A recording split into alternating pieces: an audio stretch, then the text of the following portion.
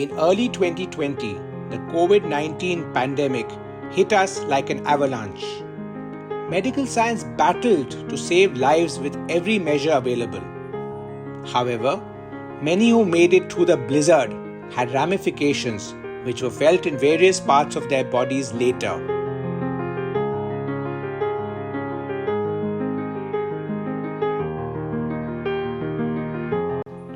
We present a series of patients who developed fungal endogenous endophthalmitis after ICU stay for severe COVID-19.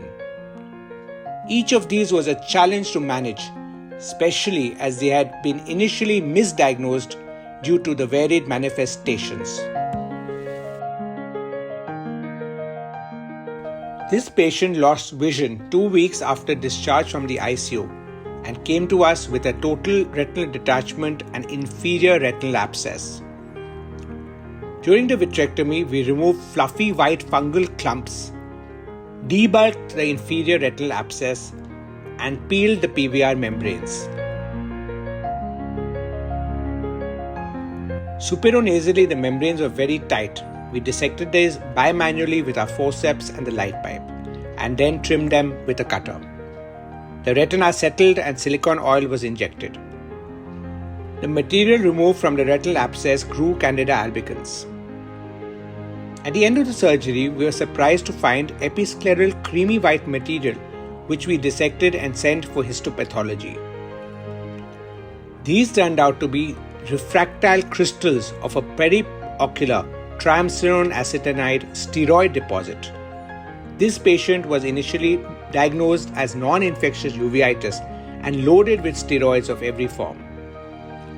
We administered intensive antifungal therapy. The endophthalmitis cleared and the retina was stable post-operatively. The next case was a surgical challenge as he presented with a detached retina and a huge fungal granuloma behind the crystalline lens. Since the granuloma was very anterior, a lensectomy was performed. The retina was covered with white snowflake-like fungal elements. We dissected the nasal area of traction and then cauterized the granuloma. This portion needed a relaxing retinotomy to settle the retina.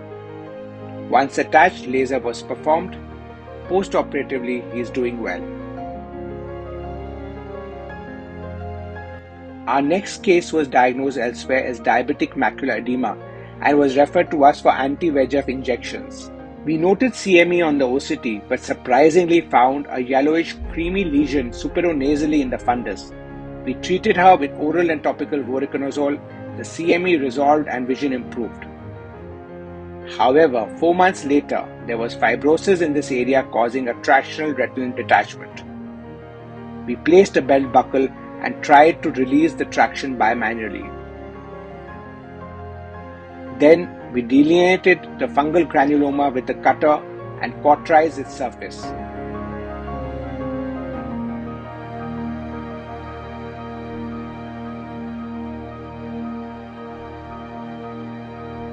Post-operatively, the retina is stable with good vision. Our next case was initially diagnosed as neovascular AMD, but as he developed vitreous exudates, he was subsequently treated as a case of uveitis with steroids. We suspected fungal endogenous endophthalmitis and performed a vitrectomy in both eyes. In the right eye, we removed the creamy white exudates. We noted a yellow fungal abscess at the posterior pole. In the left eye too, we removed the exudates from the vitreous cavity.